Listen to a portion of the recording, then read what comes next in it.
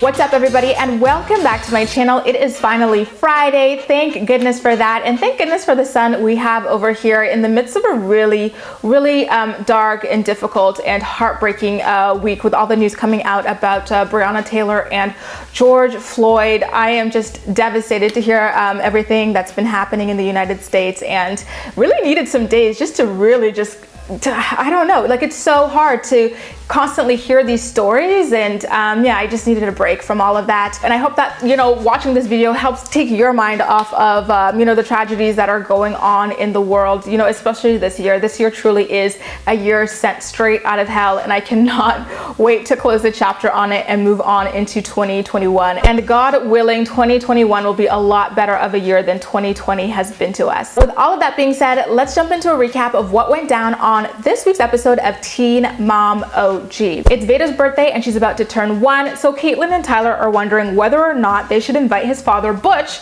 to the birthday celebration. Butch just moved back to Michigan. He had been relapsing since the past couple of years after jail and rehab and everything, and so Tyler is concerned that if he brings or invites Butch to Vaeda's birthday, he might be enabling him. And so he wants to start putting a stop to their relationship if all Butch is gonna do is keep on relapsing, especially considering the fact that he missed out on Vaeda's birth because he was too busy with his drugs. So I don't blame Tyler one bit for really taking a second to think about whether or not it is a smart decision to have his father at his daughter's birthday. Meanwhile, in Indiana, Gary's got a charcuterie board for himself and Amber's brother, Shawn, aka Bubby, and so they sit down to talk about Amber's new relationship because they're about to meet Dimitri later on in the episode. Well, Bubby is. Gary's already met him and hosted the pizza party and everything. Shawn was the only voice of reason we've seen in Amber's segment, you know, all season. Like, he's like, listen, I don't think anybody after you has ever been with Amber with real, genuine intentions. It's always about the fame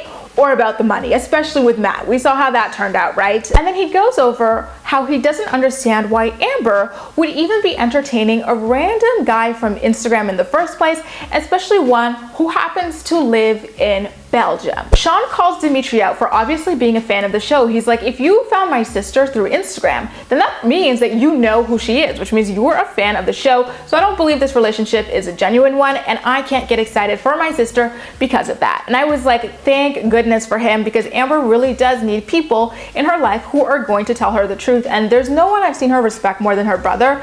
So you would hope that his reservations would go through to her and like have her kind of like set up her guard up a little bit more. But unfortunately, knowing Amber, she's not going to listen. Meanwhile, the Mackenzie that we like is being threatened with truancy court, like a $250 fine, by her kids' school because she's always driving them into school late ever since her mom died. She's been dealing with a lot of depression, so it's really difficult for her to get out of bed and drive the kids into school. So naturally, the question is, why is her husband with no job, who is able-bodied, not driving the children into school for his wife while she battles her depression, right? Well, Mackenzie says that she did try having Josh drive the kids into school, but you know, two things happen when Josh drives the children into school. Either one, they're 3 hours late versus the 30 minutes late when Mackenzie drives them into school, or two, he just doesn't drop them off at all. He goes, oh, we're too late, so I don't even, you know, we're not going to go to school today. And so at that point, you have to wonder, what's the point of even being married, right? Like, you've got this person who contributes literally nothing to your household. He's got no job, so he's not contributing financially. He doesn't listen to you when you talk to him about the depression and grief you're going through, so he doesn't support you emotionally.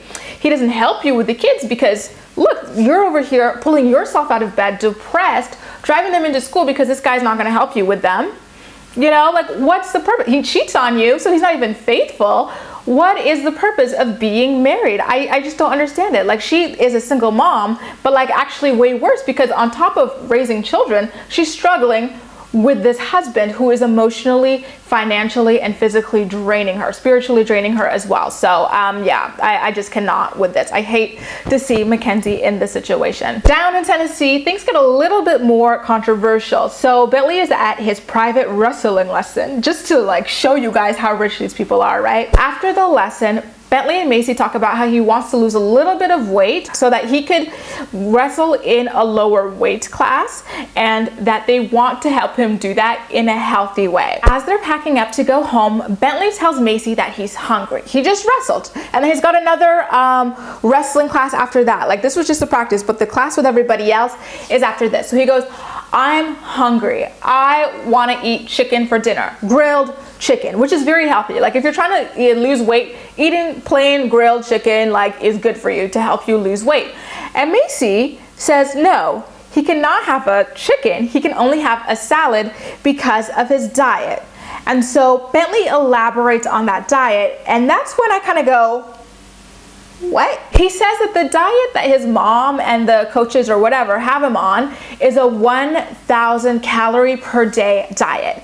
That didn't sound right to me. This child is like 11 years old. He's growing, so he needs to eat a lot. Like, boys at that age especially need to eat a lot.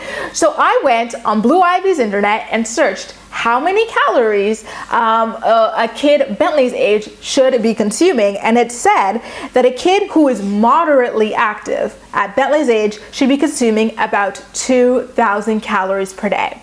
And the operative word there being moderately active. And we know that Bentley is way more than moderately active. He's got wrestling, he's got his like t-ball or whatever, baseball, he's got golfing, he does a lot of different things. So he actually probably should be consuming more than 2,000 calories. So to learn that his diet is about half, maybe even less than half of what it should be in terms of calorie intake is a little bit unsettling, to be quite honest. Especially considering the fact that he's doing back-to-back wrestling classes. Like, he just wrestled for an hour here, now he's gonna go back and do it again, and all he could eat is a salad in between those things. Okay, it's a little bit fascinating to me that this child is not out here fainting, you know, with a lack of caloric intake that he's got going on. So anyway, after the scene, we see him at Jen and Larry's house. Ryan and Mackenzie are all over there as well. And Bentley says that he needs to have 16 ounces of water. And I was like, oh, that made me a little bit uncomfortable. So Ryan chimes in and tells Bentley, hey, the way you're eating right now and like overly portioning and monitoring everything is going to stunt your growth, and you're going to be a late bloomer if you keep this up. Which honestly, I felt like was a valid concern. My only issue with it is the same issue that I had with Taylor in last week's episode, which is that these conversations are being had on camera, and I don't love it for the kid, you know, that everyone's gonna be like speculating about his body because his whole family is discussing it. And number two, I don't think that that's something that he should have told Bentley to his face. I think that's something he should have been discussing with his parents to relay to Maci or someone, you know, like, but not Bentley himself, because he's already got his mother making him count calories, and then you've got Ryan over here telling him that his body is going to be like awful, like he's not going to grow well, like he's going to, like, you know, be a late bloomer and all that stuff. So between all of this and the fact that he's even walking around requesting 16 ounces of water makes me so nervous that this child is about to develop an eating disorder, body dysmorphia. Like, something is just not right about an 11-year-old dieting to this extreme level. Up north in Indiana, Amber's brother meets Dimitri for the first time. We all learn for the first time that Dimitri is a mailman in Belgium, and so when Shawn asks him, like, you know, what are your plans for this intercontinental relationship you've got going on, especially considering you both have children of your own that you probably don't want to leave behind,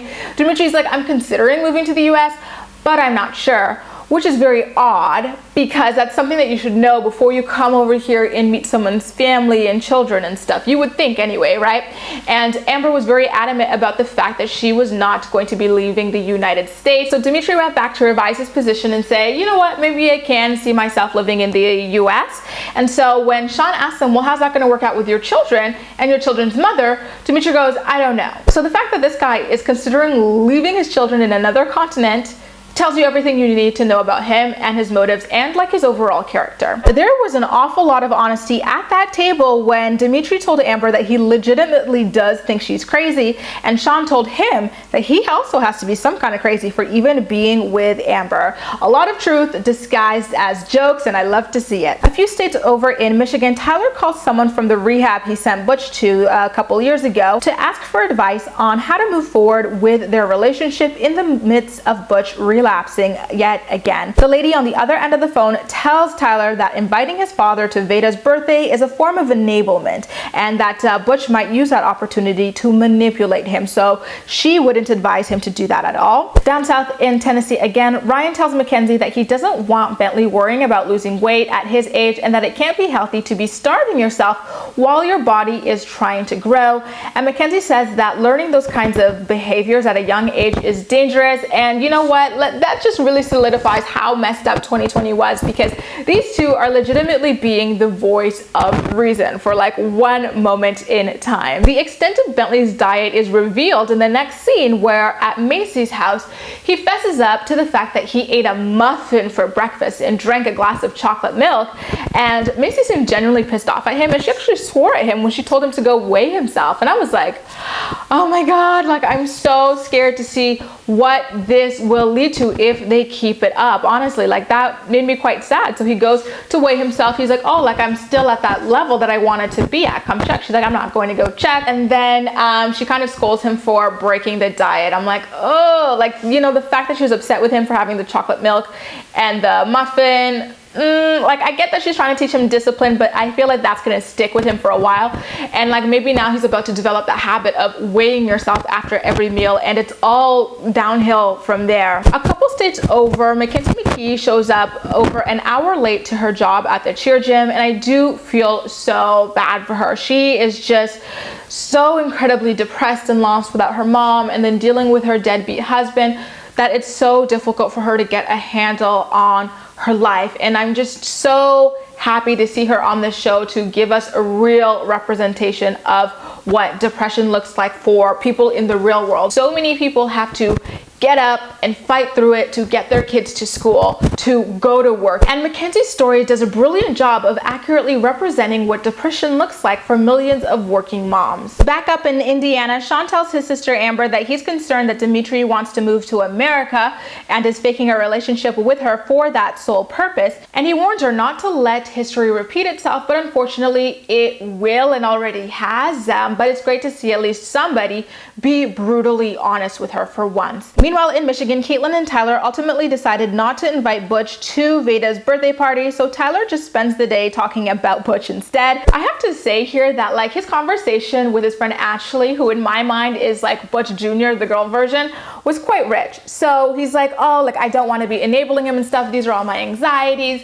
I don't know if he's going to be this, if he's telling the truth about that. And then Ashley was like, yeah, like you don't know if he's going to be where he says he is, if he needs money for what he says he needs money for. And I was like, sis, where is my damn mirror? Because I want to hold it up for you, because you're literally talking about yourself. Just a couple weeks ago, Tyler caught your ass thoughtin' and bopping at your ex's house when you claimed that you were like at work and on your way back home. And who knows if you need the money or their place for the reasons that you're saying that you do. You know, I felt like she was talking with a very guilty conscience at that point, and because she knows all too well how manipulative addicts can be, because she is one of those people. Guys, I thought it was very adorable that Cheyenne's whole family came to the gender reveal party, including her friends as well. Cory and Taylor ultimately had a daughter named Mila May. Mila was always one of my top girl names. I think it's so freaking gorgeous. So congratulations to them on the baby and the sweet name. How odd was the conversation that Cory had with Taylor at their house? He was like, Taylor, you know, like with us having a baby and stuff and being together, and like Cheyenne being single now, like I feel like, I don't know, I don't want her to feel like I'm rubbing our situation in her face, because that's all the stuff that she wanted. She wants to have a partner, be married. She wants to have more babies, the white picket fence and everything. And I'm like, yeah, Cheyenne wants all of those things with a faithful, loving partner, and that's not what you are. So I don't think that she's losing any kind of sleep about your situation. So get over yourself. You only just started telling your pregnant girlfriend that you loved her, and you've got a really big reputation for cheating on her. So fall back a little bit there. Down in Tennessee again, Bentley weighed in at under 75 pounds and placed third in the tournament overall. I almost didn't recognize Maci when she sat down to film a scene in a non-Things That Mattered t-shirt. She and Taylor then start talking about how active Bentley is versus other people's children, which I'm sure pissed off a lot of parents.